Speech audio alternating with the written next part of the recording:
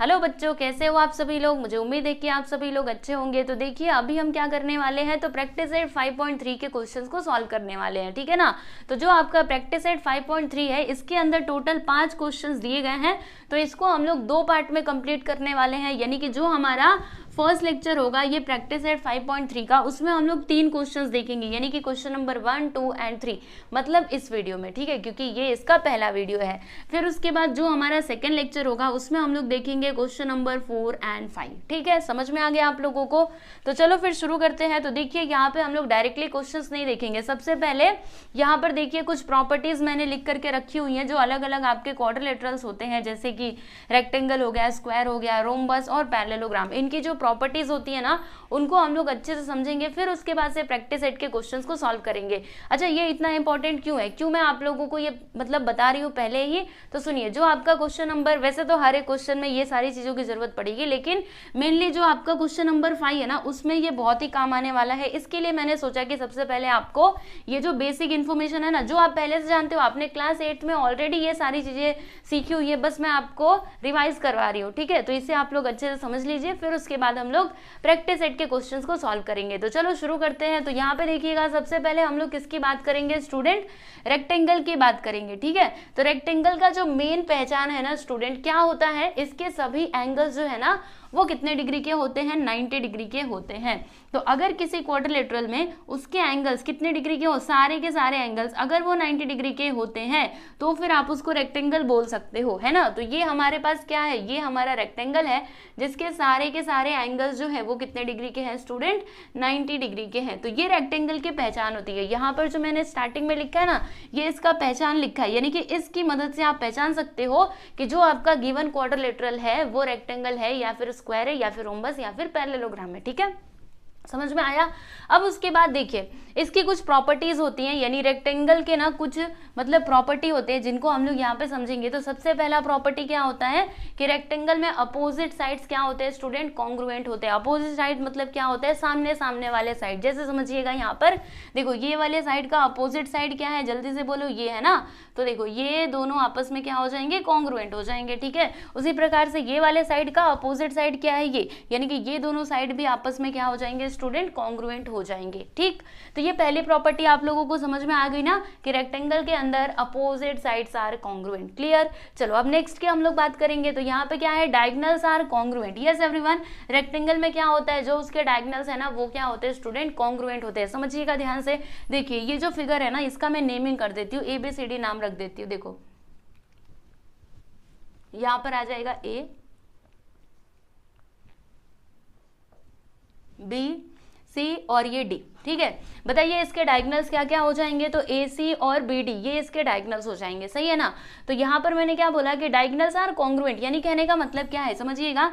देखिए इसको मैं यहाँ पे लिख रही हूँ, तो इसके डायगोनल्स क्या क्या हो जाएंगे, DB और AC। तो यहाँ पर मैं लिखूंगी कि AC एंड जो BD है ना वो आपस में क्या हो जाएंगे, कॉन्ग्रुएंट हो जाएंगे। क्यों मैंने ऐसा बोला, क्योंकि मैं जानती हूँ रेक्टेंगल की प्रॉपर्टी क्या होती है, डायगोनल्स उसके कॉन्ग्रुएंट होते हैं, ठीक। उसके बाद यहाँ पे जो थर्ड प्रॉपर्टी है वो क्या है, इसको समझ लीजिए, डायगोनल्स बाइसेक्ट ईच अदर, यानी कि रेक्टेंगल के अंदर जो डायगोनल्स है ना वो क्या करते हैं, देखो डायगोनल्स कॉन्ग्रुएंट होते हैं और वो एक दूसरे को बाइसेक्ट भी करते हैं। बाइसेक्ट करने का मतलब क्या होता है, वो एक दूसरे को इक्वल पार्ट्स में डिवाइड करते हैं। समझिएगा ध्यान से। जैसे ये जो दोनों डायगोनल्स है ना वो कहाँ पे एक दूसरे को इंटरसेक्ट कर रहे हैं, यहाँ पर मान लीजिए ये आपका पॉइंट O है, बराबर।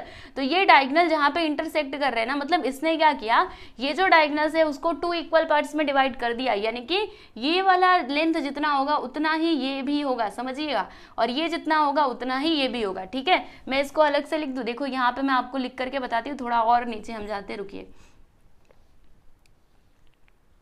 हम क्या लिख सकते हैं कि यहाँ पर जो DO है ना इसके कॉन्ग्रुएंट में क्या हो जाएगा स्टूडेंट, BO हो जाएगा, बराबर। और फिर ये जो AO है ना इसके कॉन्ग्रुएंट में क्या हो जाएगा, जल्दी से बोलो, CO हो जाएगा, ठीक।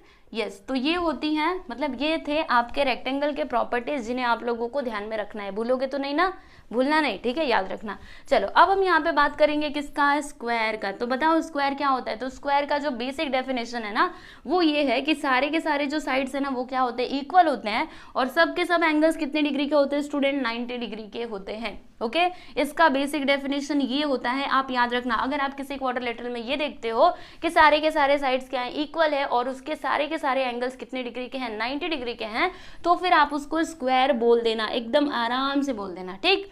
बस ये चीज मत चेक करना कि ऑल साइड्स आर इक्वल। जैसे रोम्बस का देखो, रोम्बस का जो बेसिक डेफिनेशन है वो क्या होता है, ऑल साइड्स आर इक्वल, तो फिर आप उसको रोम्बस बोलोगे, लेकिन आपको स्क्वायर के लिए जो उसके एंगल्स है ना उसे भी चेक करना होता है, ठीक। समझ में आया? चलो इसका भी नाम लिख देती हूँ, क्या नाम लिखा जाए, PQRS। चलो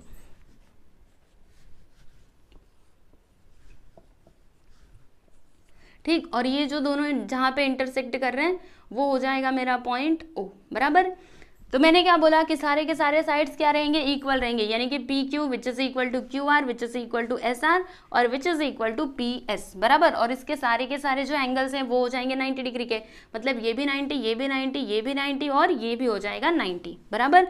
चलो अब इसकी जो प्रॉपर्टीज हैं उनको हम लोग यहाँ पे डिस्कस कर लेते हैं। तो सबसे पहला प्रॉपर्टी यहाँ पे क्या दिया है, डायगोनल्स आर कॉन्ग्रुएंट। जैसे रेक्टेंगल में होता था कि डायगोनल्स क्या होते थे, कॉन्ग्रुएंट होते थे, उसी तरीके से यहाँ पे भी स्क्वायर में भी क्या होता है, डायगोनल्स क्या होते हैं स्टूडेंट, कॉन्ग्रुएंट होते हैं, ठीक। तो लिखने की जरूरत है या फिर आपको समझ में आ जाएगा। डायगोनल्स मतलब क्या, देखो यहाँ पे PR और ये जो QS है ना वो दोनों आपस में कॉन्ग्रुएंट हो जाएंगे, क्योंकि यही तो है इसके डायगोनल्स, ठीक। सेकेंड प्रॉपर्टी आप लोग समझिएगा, क्या दिया है यहाँ पे, diagonals are perpendicular bisector of each other.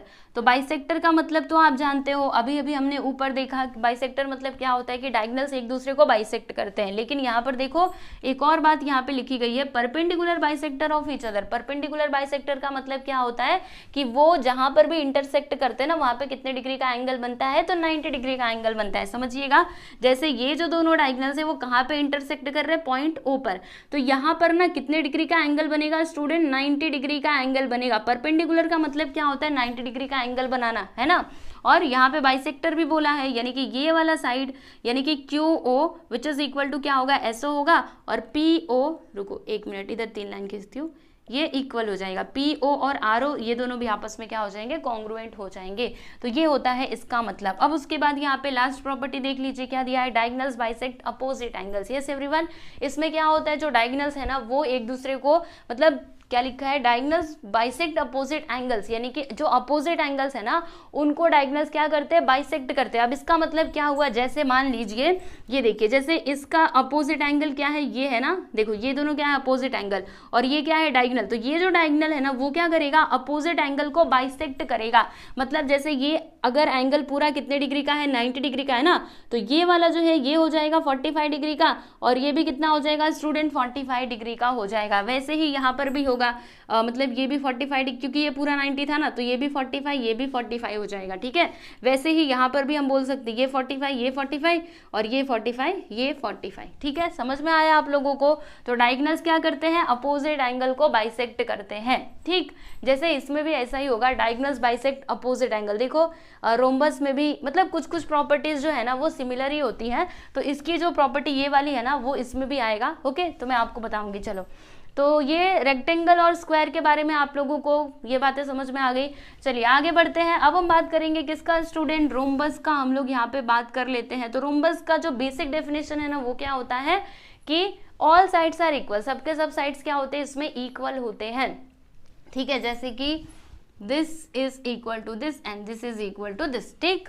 चलो अब इसकी कुछ प्रॉपर्टीज हैं जिनको हम जान लेते हैं। देखो हर एक फिगर जो मैं आपको बता रही हूँ ना उसका बेसिक डेफिनेशन आप लोग को पता होना चाहिए, क्योंकि इसी की मदद से आप आइडेंटिफाई कर सकते हो कि गिवन क्वाड्रिलेटरल हमारा क्या है, वो रेक्टेंगल है, स्क्वायर है, रोम्बस है या फिर पैरेललोग्राम है, ठीक है। तो बेसिक डेफिनेशन आपको पता होना चाहिए, जो मैंने एकदम स्टार्टिंग में लिख दिया है, ठीक है। बाद में प्रॉपर्टीज आती है ना।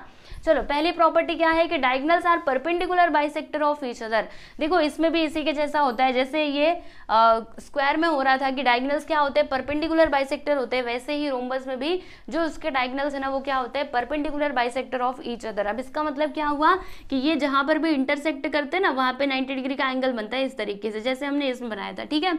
और फिर यहाँ पे क्या होता है स्टूडेंट, बाइसेक्टर का मतलब क्या कि देखो this is equal to this and this is equal to this, ये होता है इसका मतलब, ठीक। समझ में आया आप लोगों को? फिर उसके बाद सेकंड प्रॉपर्टी देखिएगा, अपोजिट एंगल्स आर कॉन्ग्रुएंट। इसमें क्या होता है, देखो इसमें हाँ इसकी मैं बात कर रही हूँ ना, इसमें जो अपोजिट एंगल्स है ना वो क्या होते हैं स्टूडेंट, कॉन्ग्रुएंट होते हैं। यानी कि ये एंगल जितना होगा, समझिएगा, इसके अपोजिट में कौन सा एंगल है, ये वाला, तो ये एंगल भी उतना ही होगा, है ना। तो ये एंगल जितना होगा इसके अपोजिट में बताओ कौन सा एंगल है, ये वाला, तो ये दोनों एंगल्स भी आपस में क्या हो जाएंगे, कॉन्ग्रुएंट हो जाएंगे। ये हमने अपने मन से बोला नहीं, अपने मन से नहीं बोला, ये तो रोम्बस की प्रॉपर्टी होती है। कौन सी प्रॉपर्टी होती है कि opposite angles are congruent. Clear, समझ में आ गया।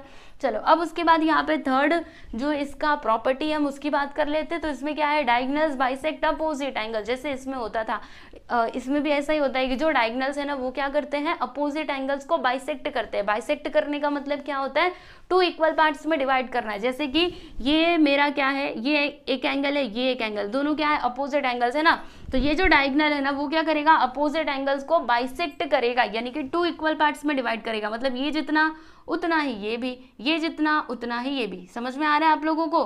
तो इसी तरीके से इधर भी आप कर सकते हो। ठीक, फिर उसके बाद हम यहाँ पे फोर्थ प्रॉपर्टी की बात कर लेते हैं। तो इसमें क्या है, अपोजिट साइड्स आर पैरेलल। ये तो आप जानते ही हो कि रोम्बस में क्या होता है, अपोजिट साइड्स क्या होते हैं, पैरेलल होते हैं, यानी कि this is parallel to this and this is parallel to this. ठीक, फिर उसके बाद यहाँ पे लास्ट में देखिएगा, अगर इसके अपोजिट साइड्स क्या है, पैरेलल है, तो फिर एक बात तो कंफर्म है कि एडजेसेंट एंगल्स क्या हो जाएंगे, सप्लीमेंट्री हो जाएंगे। यस एवरीवन, तो इसे भी आप लोगों को ध्यान में रखना है कि एडजेसेंट एंगल्स इसमें क्या होते हैं स्टूडेंट, सप्लीमेंट्री होते हैं। किसमें, रोम्बस में। ठीक, फिर उसके बाद यहाँ पे हम लोग नेक्स्ट किसकी बात करेंगे, तो पैरेललोग्राम की बात करेंगे। देखो ये जो सारी प्रॉपर्टीज मैं आपको बता रही हूँ ना, उनको आप लोग देखो, भले ही आप लोगों को आता हो, अच्छी बात है, आता है, आना भी चाहिए, फिर भी आप लोग एक बार मेरे कहने से जरूर आप अपनी नोटबुक में इसको पहले लिखिएगा, फिर जाके प्रैक्टिस सेट के क्वेश्चंस को शुरू करना। ठीक है ना, क्योंकि जितनी बार आप लोग लिखोगे, उसको पढ़ोगे, उतने ही अच्छे से आपके दिमाग में सारी चीजें जाते जाएंगी। ठीक है, आता है बहुत अच्छी बात है, लेकिन फिर से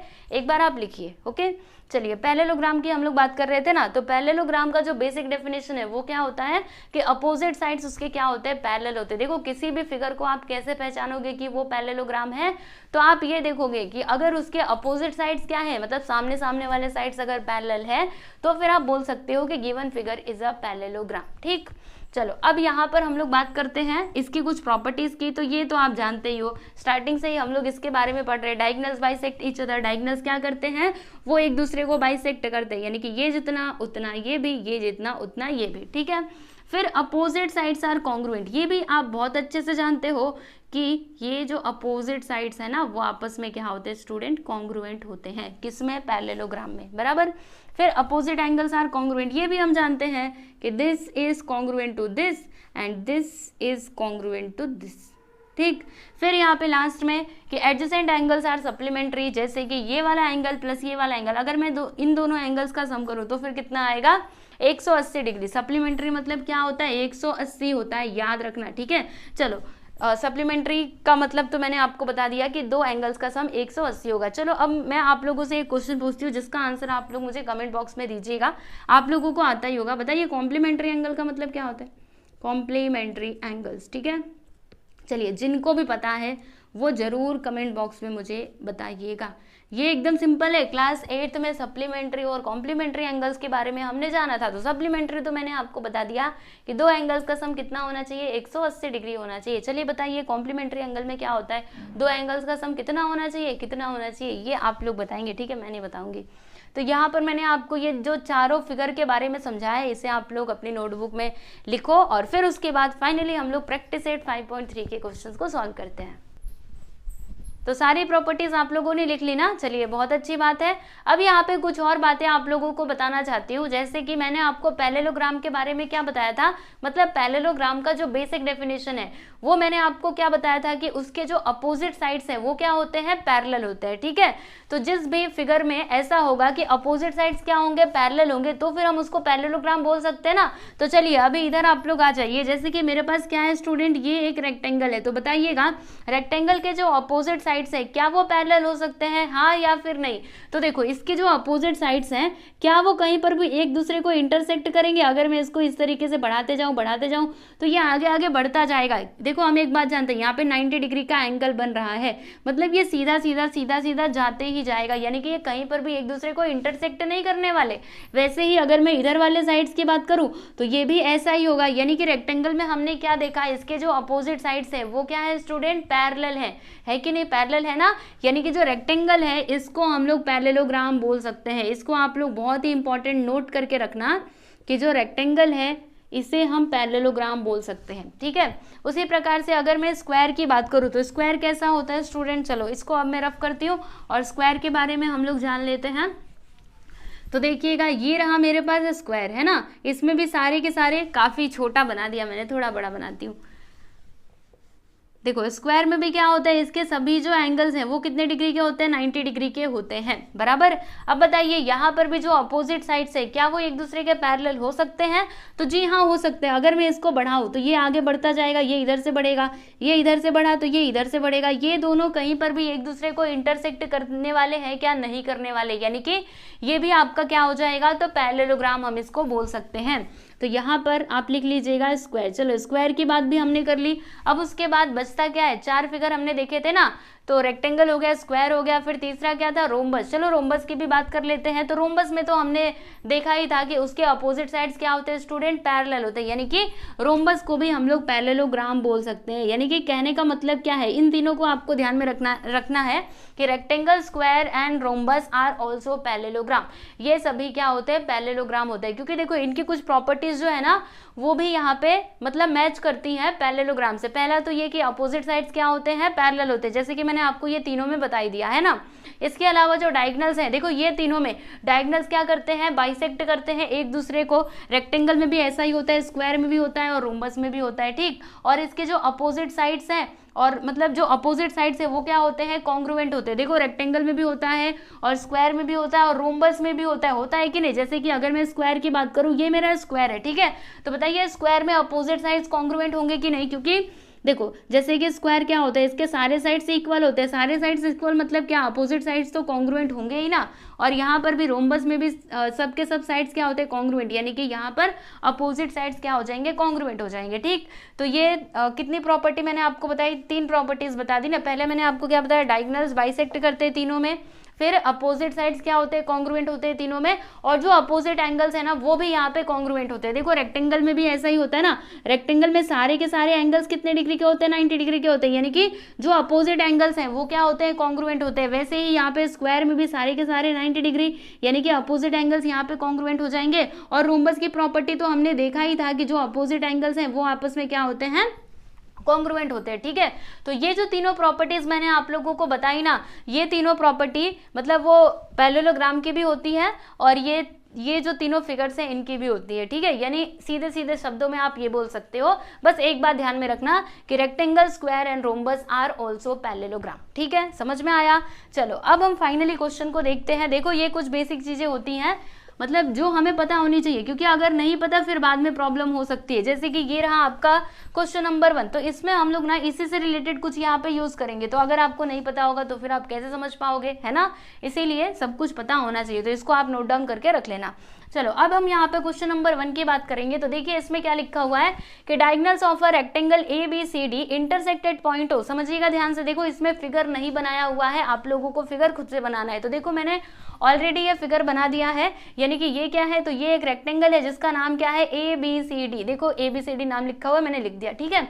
तो इसके जो डायगोनल्स है ना वो एक दूसरे को बाइसेक्ट करते हैं। किस पे बाइसेक्ट करते हैं, पॉइंट O पे। तो देखो इसके डायगोनल्स जो है वो कहाँ पे आकर के इंटरसेक्ट कर रहे हैं, पॉइंट O पे, ठीक है। फिर यहाँ पे क्या लिखा है कि if AC which is equal to 8 centimetre, AC मतलब ये जो पूरा है ना, ये पूरा डायगोनल है, इसका लेंथ यहाँ पे कितना दिया है स्टूडेंट, 8 सेंटीमीटर, ठीक है। Then find the length of BO। तो फिर हमें यहाँ से यहाँ तक का लेंथ फाइंड करना है, यानी कि ये जो BO है ना इसका लेंथ हम लोगों को बताना है। और क्या, इफ एंगल CAD मतलब कौन सा एंगल, एंगल CAD, यानी कि ये वाला एंगल अगर कितने डिग्री का है, 35 डिग्री का। ये देखो यहाँ पे 35 में लिख देती हूँ। अगर ये वाला एंगल 35 डिग्री का है, then find the measure of angle ACB मतलब ACB, यानी कि ये वाला एंगल हम लोगों को बताना। 1 मिनट रुकिए, ACB मतलब ये वाला एंगल ना, ACB यानी कि ये एंगल हम लोगों को फाइंड करना है। अब ये सब कुछ कैसे होगा चलिए समझते हैं। यहाँ पे हम लिख देंगे स्टूडेंट सॉल्यूशन। बहुत ही सिंपल क्वेश्चन है। देखो जैसे कि एक बात हम जानते हैं कि रेक्टेंगल में क्या होता है, जो उसके डायगोनल्स है वो क्या होते हैं, कॉन्ग्रुएंट होते हैं। मैंने आप लोगों को बताया था, अभी पीछे ही बताया था, ठीक है। तो देखो अगर ये डायगोनल ये AC कितना है, 8 सेंटीमीटर, तो ये जो BD है ये भी कितना हो जाएगा, 8 सेंटीमीटर, ठीक है। यानी कि यहाँ से हमको क्या मिल जाएगा स्टूडेंट, BD मिल जाएगा। चलो अच्छी बात है, BD हमको मिल गया 8 सेंटीमीटर। फिर उसके बाद हमें यहाँ पे क्या बताना था, BO बताना था। तो ये भी हम बता सकते हैं कैसे, देखो अभी अभी हमने मतलब कौन सी प्रॉपर्टी देखा था, रेक्टेंगल में देखा था ना कि इसके जो डायगोनल्स हैं वो एक दूसरे को बाइसेक्ट करते हैं। बाइसेक्ट करने का मतलब क्या है कि 2 इक्वल पार्ट्स में डिवाइड करते हैं, यानी कि ये जितना होगा उतना ही ये भी हो जाएगा। मतलब अगर मुझे इसका लेंथ बताना है, BO बताना है, तो BO क्या हो जाएगा, हाफ ऑफ BD, यानी कि पूरे का आधा हो जाएगा। तो पूरा हमारे पास कितना है 8, तो बताओ BO कितना हो जाएगा, 4 हो जाएगा, है ना। तो देखो हमें BO मिल गया और यही तो हमको निकालना था। उसी तरीके से ये जो एंगल है ये भी हम फाइंड कर सकते हैं। चलो आपको बताती हूँ, ठीक है, एक ही बार पूरा ऐसे नहीं बताऊंगी, आपको पूरा लिख करके एकदम अच्छे तरीके से समझाती हूँ। चलिए देखिए, यहाँ पर पहले जो भी इंफॉर्मेशन दी गई है उसे यहाँ पे लिख लेना चाहिए। तो क्या लिखेंगे, यहाँ पे हम लिखते हैं कि इन रेक्टेंगल ABCD AC जो है ये कितना है 8 सेंटीमीटर, ठीक है। और क्या दिया है यहाँ पे, जो एंगल CAD है ये है 35 डिग्री, ठीक। हमें क्या क्या यहाँ पे फाइंड करना है, चलो ये भी लिख दो। हमें यहाँ पे फाइंड करना है BO, और क्या हमको बताना है, हमें यहाँ पे एंगल ACB फाइंड करना है, ठीक। चलो अब उसके बाद यहाँ पे हम क्या लिखेंगे कि इसमें क्या होगा, जो AC है ना, मतलब ये जो AC और रुकिए AC और ये जो BD है ना, दोनों आपस में क्या हो जाएंगे स्टूडेंट, कॉन्ग्रुएंट हो जाएंगे। इसका रीजन आप क्या बताओगे, तो यहाँ पे लिखिएगा कि diagonals of a rectangle are congruent, ठीक है। Diagonals of a rectangle are congruent, congruent, ये कहाँ चला जा रहा है,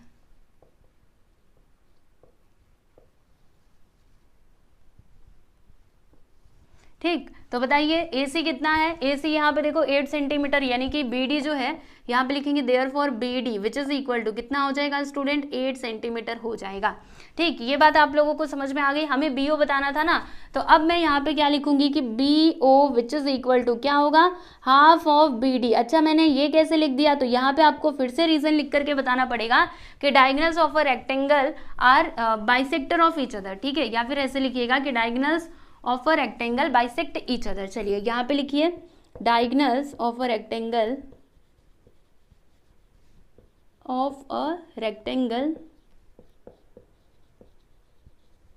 बाइसेक्ट ईच अदर।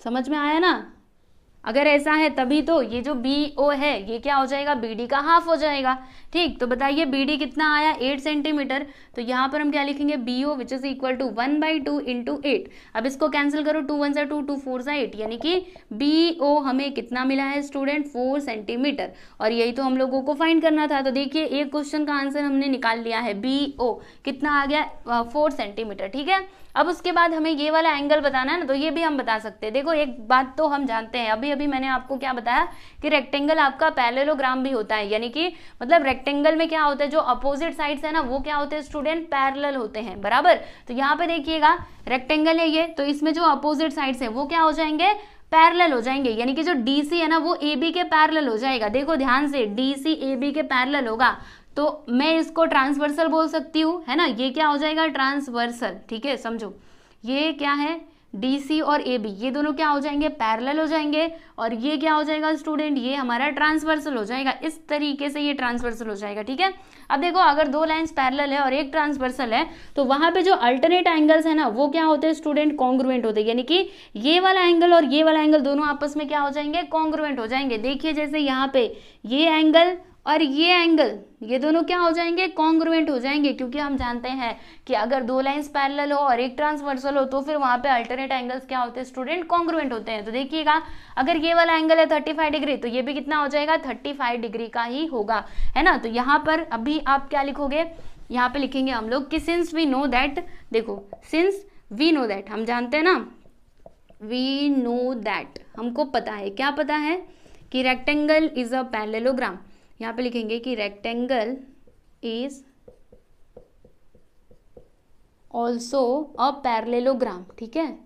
ये क्या होता है, ये एक पैरेललोग्राम भी होता है, और अगर ऐसा है तो फिर यहाँ पर क्या हो जाएगा, जो AB है ना, AB पैरेलल हो जाएगा किसके, DC के, ठीक है। और यहाँ पे ट्रांसवर्सल क्या होगा, एंड ये जो AC है ये हो जाएगा transversal, AC is the transversal.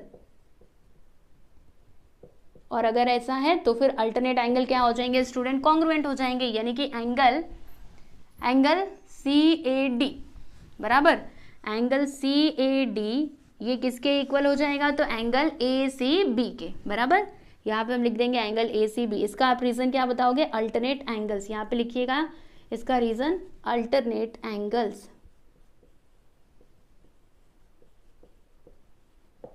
तो यहाँ पर देखिएगा जो एंगल CAD है वो कितना दिया था 35 डिग्री, यानी कि एंगल ACB भी कितना हो जाएगा 35 डिग्री का ही हो जाएगा।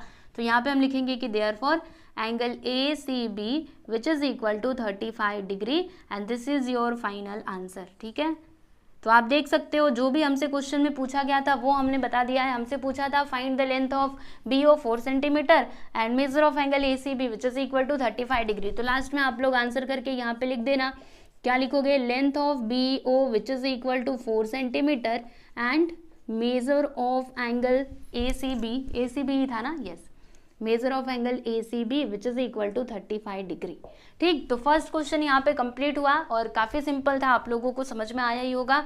चलो अब हम बात करेंगे नेक्स्ट क्वेश्चन की। तो ये भी बहुत ही आसान क्वेश्चन है, अगर आपको सारी प्रॉपर्टीज पता है ना फिर ये सारे क्वेश्चन आपके लिए कुछ भी नहीं है। चलो देखो इसमें क्या लिखा हुआ है कि इन अ रोम्बस, जो रोम्बस का नाम क्या है PQRS। तो ऑलरेडी मैंने ये रोम्बस बनाया हुआ है, आप देख सकते हो इसका नाम क्या है PQRS। ठीक, तो इसमें जो PQ है ना इसका लेंथ कितना दिया है स्टूडेंट 7.5 सेंटीमीटर, यहाँ पे नहीं दिया, यूनिट दिया गया है, तो ये हो जाएगा 7.5 यूनिट। ठीक है, ये ऑलरेडी ये क्वेश्चन में गिवन है। फिर उसके बाद हमें यहाँ पे किसका लेंथ फाइंड करना है, find the length of QR, यानी कि ये वाला जो साइड है ना इसका लेंथ हम लोगों को फाइंड करना है। फिर उसके बाद यहाँ पे कौन सा एंगल दिया है, तो एंगल QPS, यानी कि ये वाला जो एंगल है ना ये कितने डिग्री का है स्टूडेंट 75 डिग्री का है। तो फिर हमें कौन कौन सा एंगल बताना है, तो हमें यहाँ पे बताना है PQR, मतलब PQR यानी कि ये वाला एंगल हम लोगों को फाइंड करना है, और दूसरा SRQ यानी कि ये वाला एंगल हम लोगों को फाइंड करना है। अब ये हम कैसे निकालेंगे, ये भी एकदम आसान है। देखो एक बात हम जानते हैं प्रॉपर्टी में, मतलब जो हमारे पास रोम्बस होता है उसका बेसिक डेफिनेशन मैंने आपको क्या बताया था कि इसके सभी साइड्स क्या होते हैं, कॉन्ग्रुएंट होते हैं। तो सुनिएगा ध्यान से, इसके चारों के चारों साइड्स कॉन्ग्रुएंट हो जाएंगे। तो अगर ये PQ 7.5 यूनिट का है तो ये जो QR है ये भी कितना हो जाएगा 7.5, है ना। तो इस क्वेश्चन का आंसर हमने ऐसे ही देखो मुंह से बोल करके निकाल लिया, है ना। उसके बाद यहाँ पे देखो हमने एक और प्रॉपर्टी देखी थी कि रोम्बस में जो अपोजिट एंगल्स हैं वो क्या होते हैं स्टूडेंट, कॉन्ग्रुएंट होते हैं, है ना, और जो एडजेसेंट एंगल्स है वो क्या होते हैं, सप्लीमेंट्री होते हैं। तो देखिएगा ये वाला एंगल अगर 75 डिग्री का है तो ये भी कितना हो जाएगा 75 डिग्री। क्यों, क्योंकि ये दोनों क्या है, अपोजिट एंगल्स हैं, है ना। और हमने प्रॉपर्टी में देखा था कि डायगोनल्स नहीं, opposite angles are congruent in a rhombus. ठीक है, उसके बाद हमने एक और प्रॉपर्टी देखी थी कि एडजेसेंट एंगल्स क्या होते हैं, सप्लीमेंट्री होते हैं, यानी कि ये वाला एंगल और ये वाला एंगल अगर मैं इन दोनों एंगल्स का सम करूँ तो कितना आ जाएगा 180 डिग्री आ जाएगा। तो उसी की मदद से हम क्या करेंगे, ये वाला एंगल भी फाइंड कर पाएंगे। ओके, तो चलो अभी देखते हैं इसका सॉल्यूशन कैसे होगा। देखो ये बातें जो भी मैंने आपको बताई ना, मतलब ये उन बच्चों को समझ में नहीं आ रहे होंगे जिनको प्रॉपर्टी नहीं पता है। जिनको प्रॉपर्टी पता है उनको बहुत ही अच्छे तरीके से समझ रहा होगा कि मैं क्या बोलना चाहती हूँ। ठीक है, इसीलिए मैंने बोला था कि प्रॉपर्टी आप लोग पहले अच्छे से याद करो। ओके, चलो अभी देखते हैं। तो यहाँ पर हम लिखेंगे कि इन, पहले जो भी इंफॉर्मेशन दी गई है ना उसको इधर लिखने का, इन रोम्बस PQRS, इस रोम्बस में क्या क्या दिया है स्टूडेंट, यहाँ पे PQ दिया है कितना 7.5, और क्या दिया है, तो यहाँ पे दिया गया है एंगल QPS कितना 75 डिग्री। ठीक, तो हमें यहाँ पे क्या क्या फाइंड करना है वो भी इधर लिख दो।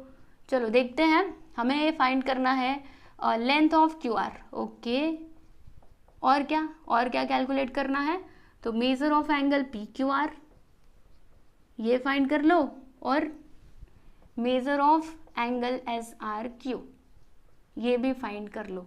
तो चलो देख लेते हैं, ये तो एकदम सिंपल है। यहाँ पे हम सीधे सीधे लिख सकते हैं कि ये जो PQ है ना ये किसके इक्वल हो जाएगा, मतलब हमें क्या बताना था, QR बताना था ना। सुनो हमें क्या बताना था, QR। तो QR किसके इक्वल हो जाएगा, PQ के इक्वल हो जाएगा। इसका रीज़न आप क्या बताओगे, तो ऐसे बताइएगा कि all sides of a rhombus are congruent, है ना। यहाँ पे लिखते हैं कि इन अ रोम्बस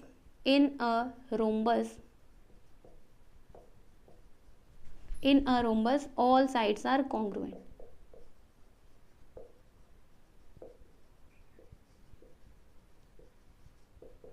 ठीक है, इसीलिए ये दोनों आपस में इक्वल हो जाएंगे। सो देयरफॉर जो पी क्यू है लेंथ ऑफ क्यू आर कितना हो जाएगा, पी क्यू कितना दिया था 7.5, तो ये कितना हो जाएगा स्टूडेंट 7.5 यूनिट हो जाएगा।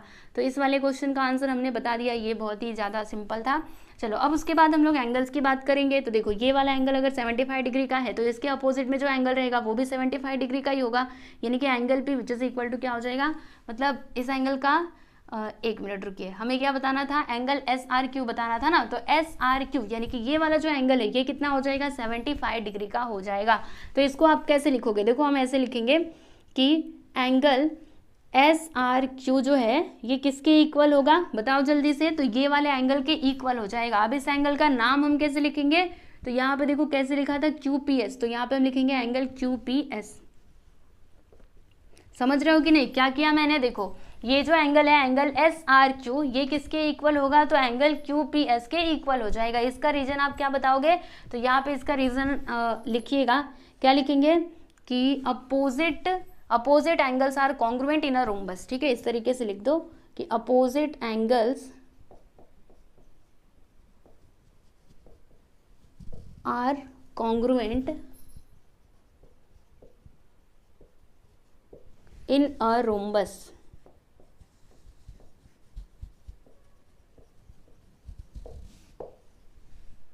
ठीक, सो देयरफॉर ये जो एंगल एस आर क्यू है, measure of angle S R Q कितना हो जाएगा, बताइए। क्यू पी एस कितना दिया था 75 डिग्री, तो ये कितना हो जाएगा, ये भी हो जाएगा आपका 75 डिग्री। तो यहाँ पर हमने दूसरे वाले क्वेश्चन का भी आंसर बता दिया, यानी कि ये जो हमसे पूछा गया था ये हमने बता दिया। अब बचता है ये, अब ये कैसे मिलेगा, तो एक बात हम जानते हैं कि एडजेसेंट एंगल्स जो हैं वो क्या होते हैं, सप्लीमेंट्री होते हैं रोम्बस के अंदर, यानी कि ये वाला एंगल प्लस ये वाला। देखो एडजेसेंट एंगल मतलब क्या होता है, बगल बगल वाले एंगल। ठीक है, तो आपके पास दो ऑप्शंस हैं, या तो आप इन दोनों को ले लो या फिर इन दोनों को ले लो। चलो हम इन्हीं दोनों को ले लेते हैं, यानी कि ये वाला एंगल प्लस ये वाला एंगल करेंगे तो कितना आएगा 180 डिग्री। तो देखिए यहाँ पर हम क्या लिखेंगे कि एंगल कौन कौन सा एंगल लिखेंगे, कैसे लिखोगे, देखो इस प्रकार से लिखेंगे, major of angle Q P S plus major of angle P Q are. ठीक है, दोनों का सम कितना हो जाएगा स्टूडेंट 180 डिग्री हो जाएगा। इसका रीजन आप क्या लिखोगे कि adjacent angles are supplementary in a rhombus. Adjacent angles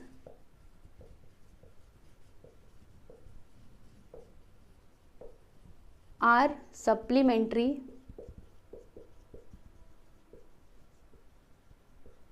in a rhombus. ठीक है, समझ में आया।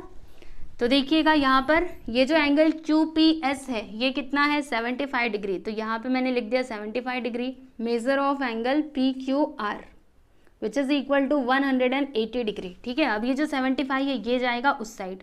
तो देखिएगा major of angle P Q are क्या हो जाएगा 180 माइनस 75। चलो अभी माइनस करते हैं, तो कितना आएगा स्टूडेंट, अगर मैं माइनस करूँ तो 10 में से 5 गया तो 5, और इधर कितना बचेगा 7, 7 में से 7 गया 0, यानी कि 105 डिग्री यहाँ पर आ जाएगा। मतलब major of angle P Q are हमें कितना मिला, तो 105 डिग्री। ठीक है, हमें यही फाइंड करना था ना। देखो हमने बता दिया, ये देखो ये एंगल भी बताया, ये भी बताया, और ये जो पूछा गया था कहाँ गया, ये देखो लेंथ ऑफ क्यू आर, ये भी हमने फाइंड कर लिया। यानी कि जो भी क्वेश्चन हमसे पूछा गया था सब के सब आंसर हमने, मतलब सभी क्वेश्चन के आंसर हमने यहाँ पे निकाल लिए हैं। तो लास्ट में आंसर करके यहाँ पे लिख देना, क्या लिखोगे, लेंथ ऑफ क्यू आर कितना है 7.5 यूनिट। देखो सेंटीमीटर मीटर वगैरह कुछ नहीं दिया रहता है ना, तो फिर इस तरीके से यूनिट में करके उसका आंसर लिख देने का, या फिर अगर आप यूनिट नहीं लिखोगे तो भी कोई प्रॉब्लम नहीं है। ठीक, उसके बाद फिर major of angle P Q are, रुको अच्छे से लिखो,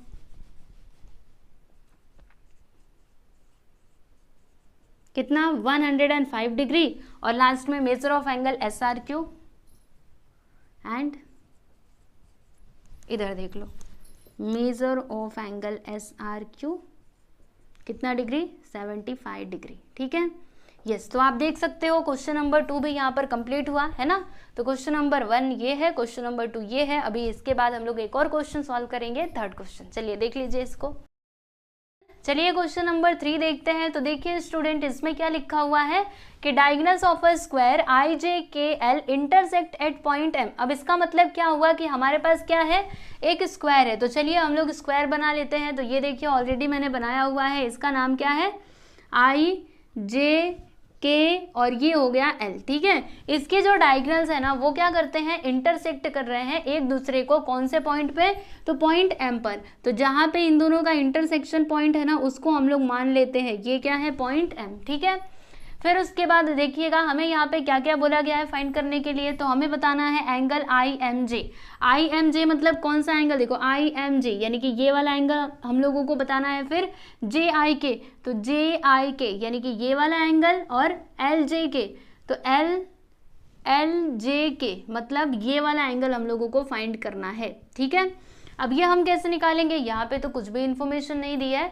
तो देखिए आपको बताती हूँ, जैसे कि जो हमने सारी प्रॉपर्टीज पढ़ी थी ना स्क्वायर की, उन्हीं का यूज करके हम इस क्वेश्चन को सॉल्व करने वाले हैं। तो देखो हमने स्क्वायर में क्या क्या पढ़ा था कि अगर मान लीजिए मेरे पास स्क्वायर है तो उसके सारे के सारे जो एंगल्स है ना वो कितने डिग्री के होते हैं स्टूडेंट, 90 डिग्री के होते हैं। ठीक है, और हमने एक और बात देखा था कि उसके जो डायगोनल्स होते हैं ना स्क्वायर के अंदर जो डायगोनल्स हैं वो क्या होते हैं, परपेंडिकुलर होते हैं एक दूसरे के। परपेंडिकुलर का मतलब क्या हुआ कि ये देखो, ये जहाँ पे इंटरसेक्ट करेंगे ना यहाँ पे कितने डिग्री का एंगल बनेगा, तो 90 डिग्री का एंगल बनेगा। ठीक है, देखो हमें ये वाला एंगल बताना था ना, आई एम जे यानी कि ये वाला एंगल, तो ये एंगल कितने डिग्री का हो जाएगा स्टूडेंट, 90 डिग्री का हो जाएगा। कैसे, हम जानते हैं ना कि जो डायगोनल्स होते हैं वो क्या होते हैं, परपेंडिकुलर होते हैं, किसमें, स्क्वायर में, बराबर। तो ये तो हमको मिल जाएगा। फिर जे आई के और एल जे के कैसे मिलेगा, तो एक और प्रॉपर्टी हमने देखी थी कि जो अपोजिट एंगल्स मतलब जो डायगोनल्स होते हैं ना स्क्वायर के अंदर, वो अपोजिट एंगल्स को क्या करते हैं स्टूडेंट, बाइसेक्ट करते हैं। बताया था ना मैंने आप लोगों को। तो बस इन्हीं प्रॉपर्टीज का यूज करके हम इस क्वेश्चन को सॉल्व करने वाले हैं। चलिए देखते हैं कैसे होगा। यहाँ पे हम लिख देंगे सॉल्यूशन, है ना। यहाँ पे हम लिखते हैं कि क्वाड्रिलेटरल आई जे के एल, यही है ना, आई जे के एल, ये क्या है, तो ये एक स्क्वायर है। यहाँ पे लिखते हैं इज अ स्क्वायर। तो अगर ये स्क्वायर है तो फिर इसके सारे के सारे जो एंगल्स हैं वो कितने डिग्री के हो जाएंगे, 90 डिग्री के हो जाएंगे। यानी कि एंगल, कौन कौन से एंगल, तो देखो पहला तो एंगल आई, या फिर ऐसे आप बोल सकते हो एल आई जे। ठीक है, पूरा लिखो, एंगल एल आई जे, ये इक्वल होगा, मतलब ये भी 90 डिग्री का होगा। कौन सा एंगल, आई जे के, फिर तीसरा एंगल इसको ले लो तो जे के एल, और चौथा यहाँ पे ले लीजिए एंगल के एल आई। ठीक है, सब के सब कितने डिग्री के हो जाएंगे स्टूडेंट, 90 डिग्री के हो जाएंगे। ऐसा हमने क्यों बोल दिया, क्योंकि हम जानते हैं आई जे के एल क्वाड्रिलेटरल क्या है, तो ये एक स्क्वायर है। अगर ये स्क्वायर है तो इसके सारे के सारे जो एंगल्स हैं वो हो जाएंगे 90 डिग्री के। मतलब ये भी होगा 90, ये भी हो जाएगा 90, और ये भी होगा और ये भी होगा। ठीक है, इतनी बात आप लोगों को समझ में आई। उसके बाद यहाँ पे हम एक और बात लिखते हैं कि आई जे, कहाँ गया, आई जे नहीं, आई के और एल जे ये दोनों क्या है, तो डायगोनल्स है ना इस वाले स्क्वायर के। तो यहाँ पे हम लिखेंगे कि आई के and L J are diagonals. ठीक है, ये दोनों क्या है स्टूडेंट, ये दोनों डायगोनल्स हैं। ठीक, अब इधर आप लोग ध्यान से देखिएगा। हम एक बात जानते हैं कि स्क्वायर के अंदर जो डायगोनल्स हैं वो क्या होते हैं, परपेंडिकुलर होते हैं एक दूसरे को। तो यहाँ पे हम लिखते हैं क्या लिख सकते हैं, परपेंडिकुलर का मतलब क्या, देखिए ये जो आई के है ये परपेंडिकुलर हो जाएगा, किसके ऊपर परपेंडिकुलर हो जाएगा, एल जे के ऊपर परपेंडिकुलर हो जाएगा, है ना। ये हमने कैसे बोला, इसका रीजन आप क्या लिखोगे, तो यहाँ पे आपको लिख करके बताना पड़ेगा कि diagonals of a square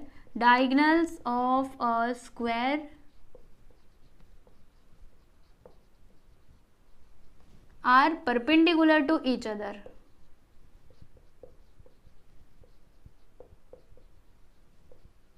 perpendicular to each other.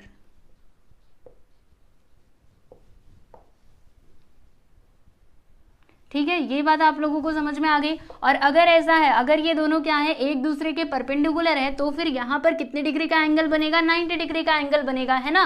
तो यहाँ पे हम लिख सकते हैं कि therefore angle I M J, जो हमसे पूछा गया था, देयरफॉर मेजर ऑफ एंगल, इस तरीके से लिखिएगा। यहाँ पे लिखेंगे कि therefore measure of angle I M J which is equal to, क्या हो जाएगा स्टूडेंट, 90 डिग्री हो जाएगा, है ना। तो ये फर्स्ट वाले एंगल का मतलब हमने मेजरमेंट बता दिया जो हमसे यहाँ पे पूछा गया था। ठीक है, अब बारी है इसकी जे आई के, हमें कैसे मिलेगा? तो देखो जे आई के यानी कि ये वाले एंगल की बात की जा रही है। तो हमने एक और प्रॉपर्टी देखा था, कौन सा प्रॉपर्टी? कि जो डायगोनल्स होते हैं ना, स्क्वायर के अंदर जो डायगोनल्स होते हैं वो क्या करते हैं? अपोजिट एंगल्स को बाइसेक्ट करते हैं। तो देखिए यहाँ पर हम क्या लिखेंगे? Major of angle J I के। ठीक है, ये जो जे आई के है ना, ये किसके इक्वल हो जाएगा? तो ये आधा होगा। किसका आधा होगा? ध्यान से देखना, इधर आपको बताती हूँ। देखो जैसे डायगोनल्स क्या करते हैं? बाइसेक्ट करते हैं अपोजिट एंगल्स को, यानी कि ये एंगल जितना होगा उतना ही ये भी होगा। मतलब हम क्या बोल सकते हैं कि ये जो एंगल है ना, ये पूरे एंगल का क्या हो जाएगा स्टूडेंट? आधा हो जाएगा। समझे कि नहीं? समझ पा रहे हो कि नहीं मेरी बातों को? देखो अगर ये पूरा 90 है तो ये कितना होगा स्टूडेंट? 45। ये भी कितना होगा? 45। यानी कि अगर मैं ये वाले एंगल की अकेले बात करूं तो ये क्या होगा? ये पूरे एंगल का आधा हो जाएगा। तो देखो मैं यहाँ पे लिखूंगी हाफ ऑफ एंगल। कौन सा एंगल? तो ये पूरा एंगल को आप क्या बोलोगे? जे आई एल। ठीक है, या फिर एल आई जे भी आप बोल सकते हो। तो क्या लिखना है? यहाँ पे लिख दीजिए एल आई जे। ठीक है, उसके बाद देखिएगा ये एम यहाँ से हटा दो तो भी चलेगा। यहाँ पे हम क्या लिखेंगे? Angle J I K which is equal to half into L I J. कितने डिग्री का है? देखो यहाँ पे 90 डिग्री का, तो मैं इधर लिखने वाली हूँ 90 डिग्री। ये हमने कहाँ से लिखा? तो इसको ना इक्वेशन नंबर 1 हमें लिखना चाहिए था, या फिर यहाँ पे लिख दो कि सिंस हमने ऊपर देखा था ना कि ये जो एंगल एल आई जे है वो कितने डिग्री का है? 90 डिग्री का है, इसीलिए हमने यहाँ पे 90 लिखा है। ठीक है, चलिए अब इसको सॉल्व कीजिए। तो 2 4 ज़ा 8, 2 5 ज़ा 10 यानी कि 45 डिग्री। मतलब जो एंगल जे आई के है ना वो कितने डिग्री का आ गया स्टूडेंट? 45 डिग्री का आ गया। ठीक, तो हमने यहाँ पे दूसरे वाले क्वेश्चन का भी आंसर बता दिया। अब उसके बाद जो तीसरा पूछा गया था, क्या पूछा था? हमें बताना था कौन सा कहाँ गया? ये देखो एल जे के, ये हमको फाइंड करना था ना। एल जे के मतलब कौन सा एंगल? एल जे के यानी कि ये वाले एंगल की बात की जा रही है। तो ये भी सिंपल है। और देखो यहाँ पर मैंने वो रीजन नहीं लिखा, वो आपको यहाँ पे कारण तो लिख करके बताना पड़ेगा ना। क्या लिखोगे? कि diagonals of a square, diagonals of a square bisect opposite angles. Opposite angles को वो क्या करते हैं? बाइसेक्ट करते हैं ना। तो ये तो आपको लिख करके बताना ही पड़ेगा। ठीक है, चलो अब आगे बढ़ते हैं। हमें एल जे के बताना था, तो मैं यहाँ पे लिखूंगी। देखो पहला हमने ये इधर निकाला, मतलब पहला ये है, दूसरा ये है, और तीसरा यहाँ पर लिखते हैं हम लोग एंड एंगल एल जे के। ये क्या हो जाएगा? तो देखो ध्यान से, अभी मैंने आपको क्या बताया कि डायगोनल्स स्क्वायर के क्या करते हैं? बाइसेक्ट करते हैं अपोजिट एंगल्स को। यानी कि अगर ये पूरा एंगल कितने डिग्री का है? 90 डिग्री का है, तो फिर ये एंगल कितने डिग्री का हो जाएगा? 45 डिग्री का हो जाएगा। ये भी कितना होगा? 45। हमें क्या बताना था? ये बताना था ना। तो ये एंगल हमारा 45 डिग्री का हो जाएगा। यानी कहने का मतलब क्या है कि ये जो एंगल है ये पूरे एंगल का क्या होगा स्टूडेंट? आधा होगा। यानी मैं क्या लिख सकती हूँ कि angle L J K which is equal to half of angle, ये पूरे एंगल का नाम कैसे लिखोगे? आई जे के। ठीक है, समझ में आया? चलो यहाँ पे हम लिखते हैं कि half of angle I J के। ठीक है, इसका रीजन आप क्या बताओगे? तो वही जो मैंने यहाँ पे लिखा था कि diagonals of a square bisect opposite angles. ठीक है, चलो क्या लिखोगे? Diagonals of a square, diagonals of a square bisects opposite angles.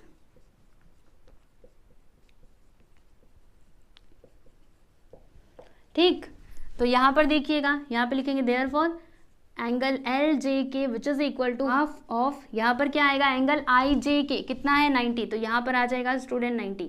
इसका भी रीजन यहाँ पे लिख करके बता दो कि सिंस हमको पता है कि ये जो एंगल आई जे के है ना वो कितने डिग्री का है? 90 डिग्री का है। अभी हमने ऊपर देखा था। ठीक है, चलो अब देख लो, यहाँ पे इसको कैंसिल करेंगे तो कितना आएगा स्टूडेंट? तो यहाँ पे जो एंगल एल जे के है ना, एंगल एल जे के ये आ जाएगा 45 डिग्री का। ठीक है, तो यहाँ पर हमने ये थर्ड वाला जो एंगल हमसे पूछा गया था उसका भी मेजरमेंट बता दिया है। तो आप देख सकते हो ये आई एम जे कितना हो गया? 90 डिग्री। फिर ये वाला एंगल जे आई के कितना हो गया 45, ये कितना हो गया 45। समझ में आया ना कैसे हुआ ये सब कुछ। देखो बच्चों बीच में ना लाइट चली गई थी, तो क्वेश्चन तो सॉल्व हो चुका है, बस ऐसे ही करना है, जो भी हमसे पूछा गया था सब कुछ हमने बता दिया ना। चलो एक बार फिर से आप लोगों को एक्सप्लेन कर देती हूँ कि ये सब हमने कैसे सॉल्व किया। सुनिए एकदम ध्यान से। यहाँ पर इन्होंने क्या बोला था कि हमारे पास एक क्या है स्क्वायर है IJKL, जिसके डायगोनल्स क्या करते हैं पॉइंट M पे इंटरसेक्ट करते हैं। ठीक है, हमसे क्या क्या पूछा गया था, हमसे पूछा था एंगल IMJ, यानी कि ये वाला एंगल हम लोगों को बताना था। तो हमने इसको क्या बोला कि ये होगा 90 डिग्री का। ऐसा हमने क्यों बोला, क्योंकि हम जानते हैं कि स्क्वायर के अंदर जो डायगोनल्स हैं वो क्या होते हैं परपेंडिकुलर होते हैं। ठीक, फिर उसके बाद हमसे ये वाला एंगल पूछा गया था, कौन सा एंगल, देखो JIK, यानी कि ये वाला एंगल हमसे पूछा गया था। अब एक प्रॉपर्टी हम लोग जानते हैं कि स्क्वायर में जो डायगोनल्स होते हैं वो क्या करते हैं अपोजिट एंगल्स को बाइसेक्ट करते हैं, यानी कि ये जो पूरा मतलब ये वाला जो एंगल है ना, ये पूरे एंगल का क्या हो जाएगा आधा हो जाएगा। तो पूरा एंगल कितने डिग्री का 90 डिग्री का, तो ये एंगल कितना होगा 45। वैसे ही हमने इस वाले एंगल को भी कितना बताया स्टूडेंट 45 बताया। ठीक है, तो इस तरीके से आप लोगों को आंसर लिखना है। आप देख सकते हो यहाँ पर आपका ये जो क्वेश्चन नंबर 3 है ये भी कंप्लीट होता है। तो यहाँ पर हमने कितने क्वेश्चन किए, टोटल 3 क्वेश्चन हमने किए 1 2 3। ठीक है, अब जो नेक्स्ट वीडियो होगा उसमें हम लोग देखेंगे क्वेश्चन नंबर 4 और क्वेश्चन नंबर 5। तो चलिए आप लोग पढ़ाई अच्छे से करते रहिए, और टेलीग्राम चैनल से नहीं जुड़े हैं तो आप सभी लोग जुड़ जाइए, और मिलेंगे हम लोग नेक्स्ट वीडियो में क्वेश्चन नंबर 4 और 5 के साथ। ठीक है, चलो बाय एवरीवन।